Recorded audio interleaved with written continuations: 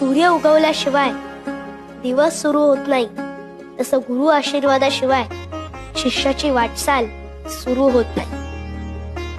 त्याचं आयुष्य पुढे सरकूच शकत नाही. म्हणून तर योग्य वेळी तुझ्या भेटीला आलो. गुरु भेटी होता चित्त स्थिर होय, तळमळ जाय मनाची ते. आत्ता कुठे माझी तळमळ शांत झाली. तुमच्या भेटीनं इतका आनंद झालाय की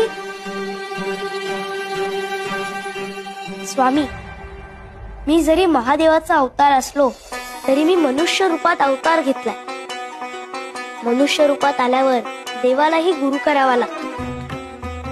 साक्षात राम कृष्ण दत्तगुरु यांनी गुरु केले, ते गुरुला शरण गेले. मलाही माझ्या गुरूंना शरण जायचं. मनाची ते शांती होता पाय धरी, दंडवत करी वेळोवेळा.